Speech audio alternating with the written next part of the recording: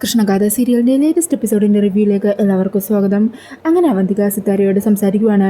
അന്നേരം സിത്താര ചോദിക്കുന്നുണ്ട്, അല്ല അവന്തികയ്ക്ക് എന്തോ ഒരു കാര്യം പ്രധാനപ്പെട്ടത് പറയണമെന്ന് പറഞ്ഞല്ലോ, എന്താ അത്? അന്നേരം അവന്തിക പറയണേ, അത് മറ്റൊന്നുമല്ല, ഞാനിവിടെ സ്കൂളിനടുത്ത് ഒരു 30 സെൻറ്റ് സ്ഥലം ഉണ്ടായില്ലേ, അത് വാങ്ങണമെന്ന് വിചാരിച്ചിരിക്കുമായിരുന്നു. പക്ഷേ ഇപ്പോൾ ഞാൻ അറിഞ്ഞു സിത്താര അതിനുള്ള പേപ്പേഴ്സ് എല്ലാം റെഡിയാക്കി അയാൾക്കുള്ള അഡ്വാൻസും കൊടുത്തു കഴിഞ്ഞു എന്ന്. സത്യം പറയാലോ സിത്താര, ഞാനത് ഒത്തിരി ആഗ്രഹിച്ച പ്രോപ്പർട്ടി ആയിരുന്നു. അല്ല സിത്താര അത് എന്ത് പ്രോജക്റ്റ് ചെയ്യാൻ വേണ്ടിയിട്ടാണ് വാങ്ങിയത്? ഈ സമയം സിത്താര പറയണേ, അങ്ങനെ പ്രത്യേകിച്ചൊന്നും തീരുമാനിച്ചില്ല, ആ സ്ഥലം കണ്ടപ്പോൾ ഒരു മോഹം തോന്നി, അങ്ങനെ വാങ്ങി, അത്രേ ഉള്ളൂ. അങ്ങനെയാണെങ്കിൽ ഞാൻ സിത്താരയോട് ഒരു കാര്യം ചോദിച്ചോട്ടെ? ഇറ്റ്സ് എ ഹംബിൾ റിക്വസ്റ്റ്, എനിക്ക് ആ സ്ഥലം തിരികെ തന്നൂടെ? ഞാനത് ഒത്തിരി ആഗ്രഹിച്ചൊരു പ്രോജക്റ്റ് ചെയ്യാൻ വേണ്ടിയിട്ട് നോക്കി വെച്ചിരുന്നതാ. ആ സമയത്ത് ചോദിച്ചപ്പോൾ അത് സെയിൽ ചെയ്യില്ലെന്ന് പറഞ്ഞത്. പക്ഷേ പിന്നീട് സെയിൽ ചെയ്തപ്പോൾ കാര്യങ്ങളെല്ലാം എൻ്റെ കൈവിട്ട് പോയി. സിത്താരയ്ക്ക് ബുദ്ധിമുട്ടാവില്ലെങ്കിൽ മാത്രം. സിത്താര എന്ത് പറയുന്നു? അന്നേരം സിത്താര ആലോചിച്ചിട്ട് പറയണേ, എന്താണെങ്കിലും അവന്തിക ആഗ്രഹിച്ച് ചോദിച്ചതല്ലേ, ശരി, ഞാനത് അവന്തികയുടെ പേരിലേക്ക് തന്നെ തിരിച്ചു എഴുതി തന്നേക്കാം. എന്താ, അത് മതിയോ? മതി. Thank you Sithara, thank you so much. അതിൻ്റെ ആവശ്യമൊന്നുമില്ല. ഇപ്പോൾ ഞാനിവിടെ എൻ്റെ മോളുടെ ദാമ്പത്യ പൂജയ്ക്ക് വേണ്ടിയിട്ടാണ് വന്നിരിക്കുന്നത്. പൂജ കഴിയട്ടെ, അതിനുശേഷം നമുക്ക് തിരിച്ച് ആ എഗ്രിമെൻറ്റിൻ്റെ കാര്യങ്ങളും മറ്റു ഡീറ്റെയിൽസും എന്താണെന്ന് ഡിസ്കസ് ചെയ്യാം. എന്താണെങ്കിലും പൂജ കഴിയുന്നതുവരെ അവന്തിക ഇവിടെ ഉണ്ടാകണം. എൻ്റെ മോൾക്ക് വേണ്ടി പ്രാർത്ഥിക്കണം. അതിനെന്താ സിത്താരെ, തീർച്ചയായും ഉണ്ടാകും. അങ്ങനെ പറഞ്ഞ് അവന്തിക പുറത്തേക്ക് പോകുവാണ്. അങ്ങനെ മൂർത്തിയോട് കാര്യങ്ങളെല്ലാം സക്സസ് ആയി എന്ന് പറഞ്ഞ് നിൽക്കുവാം. ഈ സമയത്തായിരിക്കോട്ടോ ഗാഥയും സിനിയും കൂടി സിത്താരയുടെ റൂമിലേക്ക് കയറി ചെല്ലുന്നത്. അന്നേരം ഇത് അവന്തിക കാണുക. ഇത് മറ്റുള്ളല്ലേ, നമ്മളോട് തട്ടിക്കയറിയവള്, ഇവളെന്തിനാ സിത്താരയുടെ റൂമിലേക്ക് കയറി പോകുന്നത്? അങ്ങനെ പറഞ്ഞ് മൂർത്തി അവന്തികയും വന്ന് സിത്താരയുടെ റൂമിൻ്റെ ഫ്രണ്ടിൽ വന്ന് നിൽക്കുവാണ്. അങ്ങനെ അവരുടെ സംസാരത്തിൽ നിന്നും സിത്താരയുടെ മകളാണ് ഗാഥയെന്ന് അവർ മനസ്സിലാക്കുവാണ്. ഈ സമയം ഇപ്പോൾ ആരാ ഇവിടെ വന്നതെന്നുള്ള കാര്യമൊക്കെ ഗാഥ ചോദിക്കുന്നുണ്ട്. അന്നേരം സിത്താര അവന്തികയെക്കുറിച്ച് പറയുവാണ്. അവർ വന്നതിൻ്റെ കാര്യം എന്താണെന്ന് ചോദിക്കുമ്പോൾ സിത്താര അവന്തികക്ക് ആ പ്രോപ്പർട്ടി തിരികെ വേണം എന്നുള്ള ആവശ്യം പറഞ്ഞ് വന്നതെന്ന് പറയുക. അതേക്കുറിച്ചും ഗാഥ ചോദിക്കണേ, മമ്പി എന്തിനാ അതവർക്ക് തിരികെ കൊടുക്കാമെന്ന് പറഞ്ഞത്? ഒന്ന് നവീനോട് കൂടി ചോദിക്കണ്ടേ? അല്ലെങ്കിൽ തന്നെ നമ്മൾ ആഗ്രഹിച്ച് മേടിച്ച പ്രോപ്പർട്ടി അവർ ചോദിക്കുമ്പോൾ എന്തിനാ തിരികെ കൊടുക്കുന്നത്? അതിൻ്റെ ഒരാവശ്യമില്ല. ഞാനുണ്ടായെങ്കിൽ ഇത് സമ്മതിക്കില്ലായിരുന്നു. മമ്മിയെ ഇപ്പം തന്നെ അവരോട് പറഞ്ഞേക്ക് നമ്മളത് കൊടുക്കുന്നില്ലെന്ന്. ഈ സമയം സിത്താര പറയണേ, അവരാദ്യമായിട്ട് വന്നൊരു കാര്യം ആവശ്യപ്പെടുമ്പോൾ എങ്ങനെയാ പറ്റില്ലെന്ന് പറയുന്നത്? മമ്മി ഇങ്ങനെയൊക്കെ പറഞ്ഞു, ഞാൻ പറഞ്ഞോളാം മമ്മിക്ക് ബുദ്ധിമുട്ടാണെങ്കിൽ. തൽക്കാലം ഇപ്പോൾ അതൊന്നും നീ സംസാരിക്കണ്ട. നീ ഇപ്പോൾ പൂജയുടെ കാര്യങ്ങളുമായിട്ട് മനസ്സിനെ ഒരുക്കിക്കൊണ്ടിരിക്കുക. അതിൻ്റെ ഇടയിൽ ആവശ്യമില്ലാത്ത സംസാരങ്ങളൊന്നും വേണ്ട. തൽക്കാലം പൂജ കഴിയട്ടെ, അതിനുശേഷം നമുക്ക് തീരുമാനിക്കാം. അങ്ങനെ പറഞ്ഞ് ഗാഥയെ ആശ്വസിപ്പിക്കുവാണ്. ഈ സമയം ഇതെല്ലാം കേട്ട് അവന്തിക പറയണേ, ഓ അത് ശരി, അപ്പോൾ ഇവളാണല്ലേ സിത്താരയുടെ മകള്? എന്നെ വെല്ലുവിളിച്ചത് ഇവളായിരുന്നല്ലേ?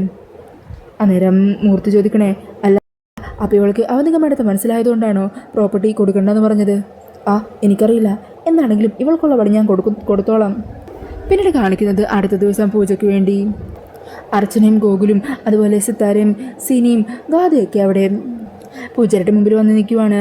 ഈ സമയം പൂജാരി പറയണേണ്, സർപ്പപൂജയ്ക്ക് വേണ്ടിയിട്ട് കളവൊരുക്കുന്ന പെൺകുട്ടിയുടെ കയ്യിൽ നിന്ന് ദക്ഷിണ കൊടുത്ത് ആ പെൺകുട്ടിയുടെ കയ്യിൽ നിന്ന് താല സ്വീകരിക്കുന്ന ചടങ്ങാണ് ഇപ്പോൾ നടക്കാനുള്ളത്. എല്ലാവരും ഓരോരുത്തരായിട്ട് ചെന്ന് കുട്ടിയുടെ കയ്യിൽ ദക്ഷിണ കൊടുത്ത് താലം വാങ്ങിച്ചോളും. അങ്ങനെ ഗാഥയും ബാക്കിയുള്ള എല്ലാവരും കൂടി അങ്ങോട്ട് ചെല്ലുമ്പോഴായിരിക്കോട്ടോ അവിടെ സർപ്പക്കളം വരക്കാനിരിക്കുന്ന കൃഷ്ണയെ കാണുന്നത്. അങ്ങനെ കൃഷ്ണയെ കണ്ട് ഞെട്ടിത്തെറിച്ച് നിൽക്കുവാണ് ഗാഥയും സിത്താരയുമൊക്കെ. ഈ സമയം കൃഷ്ണയും അവരെ കണ്ട് ഷോക്കാകുവാണ് കേട്ടോ. അന്നേരം ഗാഥയാണെങ്കിൽ ദേഷ്യത്തിൽ അവിടെ നിന്ന് തിരിച്ചു പോകാൻ തുടങ്ങുക. മമ്മി, ഞാൻ പറഞ്ഞില്ലേ അവളിങ്ങോട്ട് എങ്ങനെയെങ്കിലും മണത്ത് വരുമെന്ന്, കണ്ടില്ലേ ഇപ്പം? ഞാൻ പറഞ്ഞത് സത്യമില്ലേ? ഇവളുടെ അനുഗ്രഹം വാങ്ങിച്ച് എനിക്ക് പൂജ ചെയ്യണ്ട, ഞാൻ തിരിച്ചു പോകാൻ പോകുക.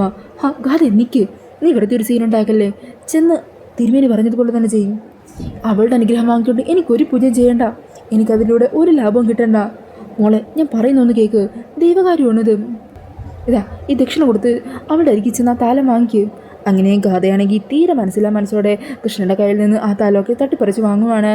എന്നിട്ട് മമ്മി കൊടുത്ത ദക്ഷിണയുണ്ടല്ലോ അതവിടുത്തെ പാത്രത്തിലേക്ക് എറിഞ്ഞിട്ടിട്ട് ഗാഥ അവിടെ നിന്നും പോകുവാണ് കേട്ടോ. ഈ സമയം ഗാഥയുടെ പെരുമാറ്റം കണ്ട് പൂജാരിയും ബാക്കിയുള്ളവരും ഒക്കെ അന്തം വിട്ട് നിൽക്കുവാണ്. പിന്നീട് അർച്ചനയും കൃഷ്ണയുടെ കയ്യിൽ നിന്ന് താലം വാങ്ങി ദക്ഷിണ കൊടുത്ത് അവിടെ നിന്നും പോകുവാണ്. കൃഷ്ണയാണെങ്കിൽ ഗാഥയുടെ പെരുമാറ്റത്തിൽ വല്ലാതെ സങ്കടപ്പെട്ട് നിൽക്കുമായിരിക്കും. ഈ സമയം തിരുമേനിയും അവിടുത്തെ ക്ഷേത്ര കമ്മിറ്റി പ്രസിഡന്റും കൂടി പറയുന്നുണ്ട്, അല്ല ഇവിടെ പൂജ ചെയ്യാൻ വന്ന ആ പെൺകുട്ടിയും കളം വരക്കാൻ വന്ന നമ്മുടെ കൃഷ്ണമോളുമായിട്ട് നല്ല സാമ്യമുണ്ടല്ലേ?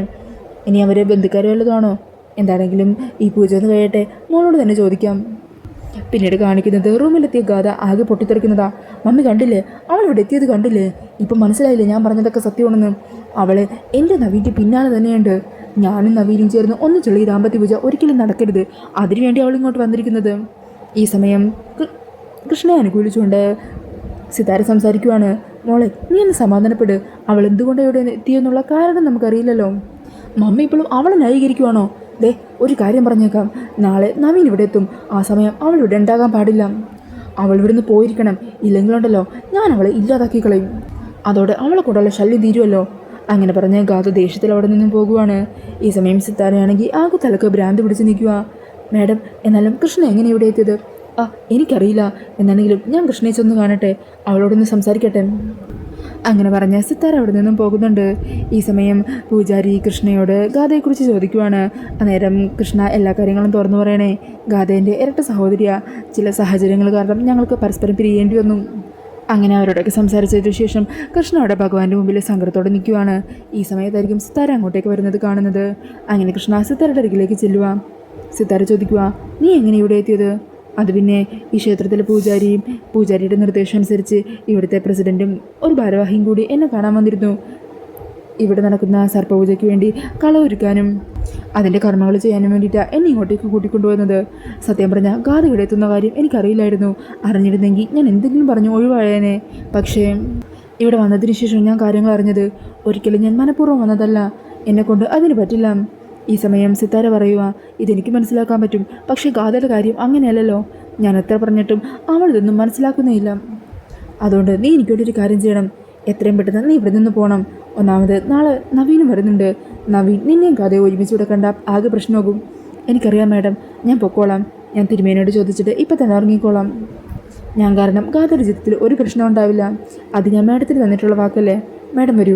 അങ്ങനെ പറഞ്ഞ് സിതാരയും കൂട്ടി കൃഷ്ണ നേരെ തിരുമേനിയുടെ അരികിലേക്ക് ചെല്ലുക. തിരുമേനി, എനിക്കൊരു കാര്യം പറയാനുണ്ട്. എനിക്ക് അത്യാവശ്യമായിട്ട് എൻ്റെ നാട്ടിലേക്ക് പോകണം. ഞാൻ ഇവിടുന്ന് പൊക്കോട്ടെ? അതിന് തിരുമേനിയുടെ അനുവാദം വാങ്ങാൻ വന്നതാ. കുട്ടി എന്തായി പറയുന്നത്? പൂജ തുടങ്ങി വെച്ച് കഴിഞ്ഞു. പൂജ തുടങ്ങി വെച്ച് അത് പൂർത്തിയാക്കാതെ പോയി കഴിഞ്ഞാലേ വലിയ നാഗശാപം ഉണ്ടാകും. ഇതിനു മുമ്പ് ഇതുപോലെ കളം വിളക്കാൻ കുറേ വർഷങ്ങൾക്ക് മുമ്പ് വന്ന ഒരാളുണ്ട്. ഇതുപോലെ എന്തോ ഒരു അത്യാവശ്യം പറഞ്ഞ് അയാൾ ഇവിടെ നിന്ന് തിരിച്ചതാണ്. എന്നാൽ പോകുന്ന വഴിക്ക് വെച്ച് ഒരു നാഗം അയാളുടെ മുമ്പിൽ പ്രത്യക്ഷപ്പെട്ടു. അയാളുടെ ജീവനെടുത്തു. അടുത്ത ദിവസം കണ്ട കാഴ്ച ശരീരം മുഴുവൻ നീലച്ച് ചത്ത് മരവിച്ച് കിടക്കുന്ന അയാളെയാണ്. അതുകൊണ്ട് മോൾ ഒരു കാരണവശാലും പോകരുത്. മോളി പൂജ കഴിയുന്നത് വരെ ഇവിടെ ഉണ്ടാകണം എന്ന് പറഞ്ഞാൽ തിരുമേനി അവിടെ നിന്നും പോകുക. ഈ സമയം കൃഷ്ണ പറയണേ, തിരുമേനി പറഞ്ഞത് കേട്ടില്ലേ? ഞാൻ എങ്ങനെ ഇവിടെ നിന്ന് പോകുക? പക്ഷേ ഗാഥയുടെ കാര്യം ഓർക്കുമ്പോൾ പോകാതിരിക്കാനും പറ്റില്ല. അതുകൊണ്ട് തന്നെ എൻ്റെ ജീവിതത്തിന് എന്ത് കുഴപ്പം പറ്റിയാലും കുഴപ്പമില്ല. ഞാൻ ഇവിടെ നിന്ന് പൊക്കോളാം. വേണ്ട മോളെ, നീ പോകണ്ട. തിരുമേനി പറഞ്ഞത് കേട്ടില്ലേ? ഇവിടെ നിന്ന് ഇതിനു മുമ്പ് പോയിട്ടുള്ള ആൾ നാഗശാപമായിട്ട് മരിച്ചു എന്നല്ലേ പറഞ്ഞത്? നീയും അതുപോലെ പൂജ പകുതിയാക്കി പോയാൽ ചിലപ്പോൾ നിനക്കും എന്തെങ്കിലും സംഭവിച്ചാലോ? വേണ്ട, നിൻ്റെ ജീവൻ റിസ്ക് എടുത്ത് നീ ഒന്നും ചെയ്യണ്ട. അല്ലാതെ പിന്നെ എങ്ങനെയാ? നാളെ നവീൻ വരില്ലേ? നവീൻ വരുമ്പോൾ എന്നെയും ഗാഥനെ ഒരുമിച്ച് കണ്ടാൽ പ്രശ്നമാകും. അത് വേണ്ട മാഡം. നാളെ ഗാഥ പൂജയിൽ എന്തെങ്കിലും പ്രശ്നങ്ങൾ ഉണ്ടാക്കുകയും ചെയ്യും. അതോടെ ഗാഥയുടെ ജീവിതത്തിലും പ്രശ്നങ്ങളുണ്ടാകും. നാഗശാപം ഗാഥയെയും ബാധിക്കില്ലേ? അതുകൊണ്ട് തൽക്കാലം എൻ്റെ ജീവൻ നഷ്ടപ്പെടുത്തിയാണെങ്കിലും ബാക്കിയുള്ളവർ അതിൽ നിന്ന് രക്ഷിക്കുന്നതല്ലേ നല്ലത്. വേണ്ട, നീ ദൈവത്തിന് ഏറ്റവും പ്രിയപ്പെട്ട ആളല്ലേ? നാഗദൈവങ്ങൾക്ക് പ്രിയപ്പെട്ടവളല്ലേ നീ? അപ്പോൾ നീ ഇവിടെ തന്നെ നിൽക്കും. ഒരു പ്രശ്നങ്ങളും ഉണ്ടാകാതെ നമുക്ക് നോക്കാം. ഗാഥയെ ഞാൻ എങ്ങനെയെങ്കിലും പറഞ്ഞ് സമാധാനിപ്പിക്കാം. അങ്ങനെ പറഞ്ഞ് സിത്താര അവിടെ നിന്നും പോകുന്നുണ്ട്. സിത്താര ഈ കാര്യങ്ങളെല്ലാം ഗാഥയോട് പറയുന്നുണ്ടെങ്കിലും ഗാഥ ഇതൊന്നും വിശ്വസിക്കുന്നില്ല. മമ്മി പറയുന്നൊന്നും എനിക്ക് കേൾക്കണ്ട. അവൾ ഓരോന്നൊക്കെ പറഞ്ഞ് മമ്മി ഇതുപോലെ പാട്ടിലാക്കും. പൂജ പകുതിയാക്കി ഇവിടെ നിന്നും പോയാൽ ആർക്കാ കുഴപ്പം? അവൾക്കല്ലേ? എന്നെ സംബന്ധിച്ച് അവളാണ് എൻ്റെ ജീവിതത്തിന് തടസ്സമിട്ട് നിൽക്കുന്ന ഏക ശത്രു. അവൾ ഈ ഭൂമിയിൽ നിന്ന് തന്നെ ഇല്ലാതായി കഴിഞ്ഞാൽ അതിൽ എനിക്ക് സന്തോഷം മാത്രമേ ഉള്ളൂ. അതുകൊണ്ട് മമ്മി അവളെ ഇപ്പം തന്നെ ഇവിടെ നിന്ന് പോകാൻ പറയണം. മമ്മിക്കത് ബുദ്ധിമുട്ടാണെങ്കിലേ ഞാൻ തന്നെ പറയാം. എന്താ അത് മതിയോ? അങ്ങനെ പറഞ്ഞ് ഗാഥ അവിടെ നിന്നും പോകുവാണ് കേട്ടോ. ഈ സമയം സിത്താരയാണെങ്കിൽ എന്ത് ചെയ്യണം എന്നറിയാതെ നിൽക്കുവാണ്. അന്നേരം സിനു ചോദിക്കണേ, അല്ല മാഡം, ഗാഥ മാഡം എന്ത് പറഞ്ഞാലും കേൾക്കുമെന്ന് തോന്നുന്നില്ല. കൃഷ്ണയോട് മാഡത്തിന് ഒന്നുകൂടി സംസാരിച്ചുകൂടെ? കൃഷ്ണ വിചാരിച്ചാലേ എന്തെങ്കിലും ഒരു പരിഹാരം ഉണ്ടാകുള്ളൂ. അന്നേരം സിത്താര പറയണേ, സിനി, കൃഷ്ണയോട് ഞാൻ ഇവിടെ നിന്ന് പോകണം എന്ന് പറഞ്ഞാൽ അവൾ പോകും. പക്ഷേ അങ്ങനെ അവൾ പോയി കഴിഞ്ഞാൽ പൂജാരി പറഞ്ഞതുപോലെ അവളുടെ ജീവൻ എന്തെങ്കിലും സംഭവിച്ചാലോ? അതോർക്കുമ്പോഴാണ് എൻ്റെ മനസ്സ് വല്ലാതെ പിടക്കുന്നത്. അങ്ങനെ പറഞ്ഞ് എന്ത് പറയണം എന്നറിയാതെ ടെൻഷനിൽ നിൽക്കുവാണ്ടോ സിത്താര.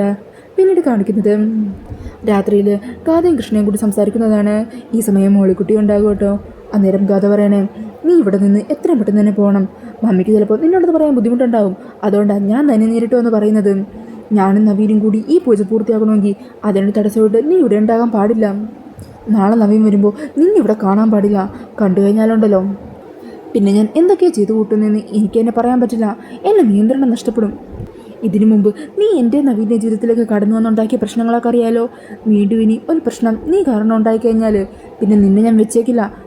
മനസ്സിലായോ നിനക്ക്? അങ്ങനെ പറഞ്ഞ് ഗാഥ അവിടെ നിന്നും പോകുവാണ് കേട്ടോ. അങ്ങനെ റൂമിലെത്തിയ കൃഷ്ണ തിരിച്ചിവിടെ നിന്ന് പോകാനുള്ള തീരുമാനം എടുക്കുവാണ്. ഈ സമയം മോൾക്കുട്ടി കൃഷ്ണയെ തടയാൻ ശ്രമിക്കുന്നുണ്ട്.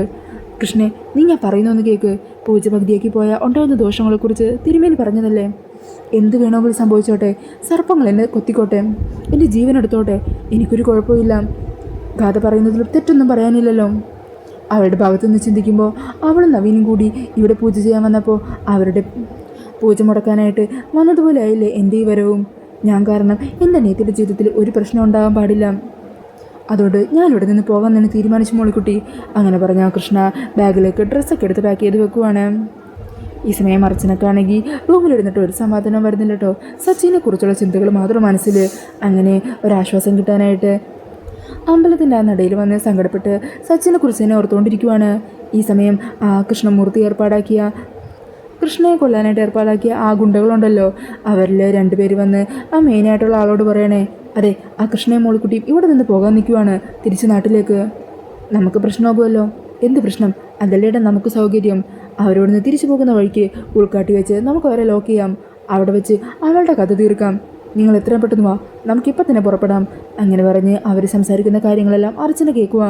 അങ്ങനെ കൃഷ്ണയുടെ ജീവൻ ആപത്തിലാണെന്ന് തിരിച്ചറിയുവാൻ കേട്ടോ അർച്ചന. ഈ വിവരം ഉടനെ തന്നെ കൃഷ്ണനെ അറിയിക്കാനായിട്ട് കൃഷ്ണയുടെ റൂമിൻ്റെ അങ്ങോട്ടേക്ക് പോകുമായിരിക്കും. ഇതേ സമയത്തായിരിക്കും കൃഷ്ണയും മോളിക്കുട്ടിയും കൂടി ഡ്രസ്സെല്ലാം പാക്ക് ചെയ്ത് അവർ ഓട്ടോയിലേക്ക് കയറുന്നത്. ഈ സമയം കൃഷ്ണയെന്നും പറഞ്ഞ് പിന്നാലെ വിളിച്ച് അർച്ചന ഓടുന്നുണ്ടെങ്കിലും അവരത് കേൾക്കുന്നില്ല കേട്ടോ. അങ്ങനെ ആ ഓട്ടോയുടെ പിന്നാലെ കുറച്ച് ദൂരം ഓടി അവിടെ തളർന്ന് നിൽക്കുമായിരിക്കും അർച്ചന. ഈ സമയത്തായിരിക്കും സച്ചിയുടെ കാറിൽ കയറിയ ആ ഗുണ്ടകളും അതുവഴി പോകുന്നത്. അങ്ങനെ കാറിൽ പോകുന്ന സച്ചി അർച്ചനയെ കണ്ട് വണ്ടി നിർത്തുവാം. ഈ സമയം അർച്ചനയും സച്ചിനെ കാണുക. ഈശ്വര, സച്ചിയേട്ടൻ. അന്നേരം സച്ചി വരണേ, അതെ ഒരു മിനിറ്റ്, എനിക്ക് പരിചയമുള്ള ഒരാളെ പുറത്തു വയ്ക്കുന്നത്, ഞാനിപ്പോൾ വരാം എന്നും പറഞ്ഞ് കാറിൽ നിന്നും പുറത്തിറങ്ങി അർച്ചനയുടെ അരികിലേക്ക് എത്തുക. അർച്ചനെ, നിനക്ക് എന്നെ മനസ്സിലായില്ലേ? എന്നെ ഓർമ്മയില്ല അർച്ചനെ. ഈ സമയം അർച്ചനയാണെങ്കിൽ ടെൻഷനായി നിൽക്കുക. ഈശ്വര, സച്ചിയേട്ടന് മുമ്പിൽ പെട്ടുപോയല്ലോ. എങ്ങനെയെങ്കിലും അഭിനയിച്ചേ പറ്റൂ. സത്യങ്ങളിപ്പോൾ സച്ചിയേട്ടൻ തിരിച്ചറിയാൻ പാടില്ല. നിങ്ങളാരാ? നിങ്ങൾ എന്തിനാണ് എന്നെ ശല്യം ചെയ്യുന്നത്? എനിക്ക് പോകണം എന്ന് പറഞ്ഞ് അർച്ചന അവിടെ നിന്ന് പോകാൻ നിൽക്കുക. ഈ സമയം സച്ചി ചോദിക്കണേ, അർച്ചനെ നീ ഇതെങ്ങോട്ടാണ് പോകുന്നത്? ഞാൻ തിരികെ ആശ്രമത്തിലേക്കാണ് പോകുന്നത്. നിങ്ങൾ എന്തിനാ എന്നെ ശല്യം ചെയ്തുകൊണ്ട് വരുന്നത്? മാറി നിൽക്ക് എന്നും പറഞ്ഞ് സച്ചിനെ തട്ടിമാറ്റി അർച്ചന അവിടെ നിന്നും പോകാൻ നിൽക്കുക. ഈ സമയം ആ ഗുണ്ടകൾ സച്ചിനെ പിടിക്കണേ, ഡാ നീ ഇതെവിടേക്കാണ് പോകുന്നത്? ദേ മര്യാദക്ക് ഞങ്ങൾ എത്രയും പെട്ടെന്ന് പറഞ്ഞ സ്ഥലത്ത് എത്തിക്കാൻ നോക്ക്. നീ ചോദിച്ച കാശാന്നിട്ടല്ലേ നിൻ്റെ വണ്ടിയിൽ വരുന്നത്? ദേ അതെനിക്ക് പരിചയമുള്ള ആളാ. എനിക്കവരെ ആശ്രമത്തിൽ തിരിച്ചെത്തിച്ചേ പറ്റുള്ളൂ. ദേ നിങ്ങൾ തന്ന പൈസ മുഴുവൻ തിരികെ എടുത്തോ, എനിക്ക് ഇപ്പോൾ പോയേ പറ്റുള്ളൂ. അന്നേരം അർച്ചനവരുടെ സംസാരമൊക്കെ കേൾക്കുവാണ് കേട്ടോ. ഈശ്വര, അപ്പോൾ ഈ ഗുണ്ടകൾ സച്ചിയുടെ ഒപ്പമാണോ വന്നത്? അവർ കൃഷ്ണയെ കൊല്ലാനാണല്ലോ നോക്കുന്നത് എന്ന് പറഞ്ഞിട്ട് ടെൻഷനി നിൽക്കുമായിരിക്കും. അന്നേരം ആ ഗുണ്ടകളാണെങ്കിൽ സച്ചിനെ ഭീഷണിപ്പെടുത്തുവാണ്. മര്യാദക്ക് നീ വന്ന് വണ്ടി എടുത്തോ, ഇല്ലെങ്കിലുണ്ടല്ലോ നിന്നെ ഞങ്ങളിപ്പോൾ ഇവിടെ ഇട്ട് തീർത്ത് കളയും. ഈ സമയം അർച്ചന പറയണേ, അയ്യോ അയാളൊന്നും ചെയ്യല്ലേ. അന്നേരം ആ ഗുണ്ടകൾ പറയണേ, എടാ ഇവളെയും കൂടി വണ്ടിയിലേക്ക് കയറടാ. ദേ നീ മര്യാദക്ക് വന്ന് വണ്ടി ഓടിക്ക്, അല്ലെങ്കിൽ നിന്നെയും ഇവളെയും കൂടി ഒരുമിച്ചായിരിക്കും ഞങ്ങൾ ഇല്ലാതാക്കാൻ പോകുന്നത്. അങ്ങനെ സച്ചിനെ ഭീഷണിപ്പെടുത്തി വണ്ടി കയറ്റുവാണ്. അർച്ചനേനെയും അവർ ബലമായിട്ട് വണ്ടിയിലേക്ക് പിടിച്ച് കയറ്റുന്നുണ്ട് കേട്ടോ. അങ്ങനെ കൃഷ്ണയുടെ മോളിക്കുടിയുടെ ഓട്ടോയ്ക്ക് പിന്നാലെ സച്ചിനെ കൊണ്ട് വണ്ടി എടുപ്പിച്ച് വിടുവാണ് അവർ. അപ്പോൾ ഈ ഒരു സീനൊക്കെ കണ്ടോ എപ്പിസോഡിൽ കാണിക്കുന്നത്. വീഡിയോ ഇഷ്ടമായിട്ടുണ്ടെങ്കിൽ മറക്കാതെ വീഡിയോ ഒന്ന് ലൈക്ക് ചെയ്യണേ. ഇതുപോലുള്ള കൂടുതൽ റിവ്യൂസിനായിട്ട് ഈ ചാനലൊന്ന് സബ്സ്ക്രൈബ് ചെയ്തും കൂടി സപ്പോർട്ട് ചെയ്യണേ. താങ്ക്